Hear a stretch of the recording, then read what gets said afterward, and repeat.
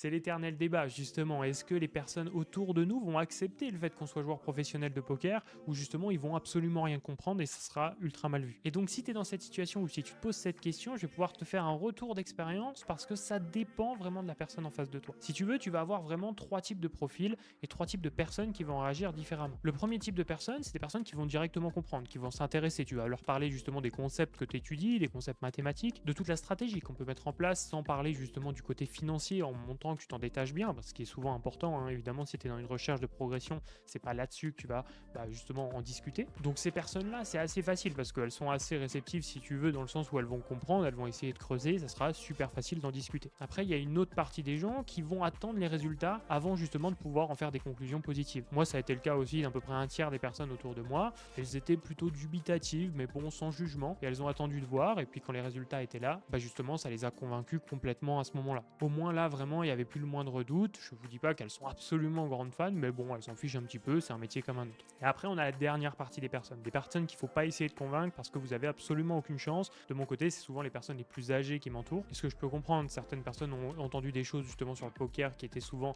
des choses qui étaient pas très jolies, justement d'addiction, de trucage, des affaires de triche, etc. Au final, un peu tout le vocabulaire qu'on aurait pu voir sur les grands titres d'un journal, justement. Donc ces personnes-là, vraiment le mieux, c'est de pas leur en parler. Et c'est exactement ce que je fais. Je t'ai pas cité les personnes en particulier dans ma famille, mais dis-toi qu'il y a à peu près un tiers de chaque catégorie. Des personnes qui l'acceptent, des personnes qui s'en fichent un peu, et des personnes qui l'accepteront jamais, avec qui il faut mieux ne pas en parler. Et de ton côté, justement, si tu veux commencer ta progression en spin, ça se passe sur spinpro.fr.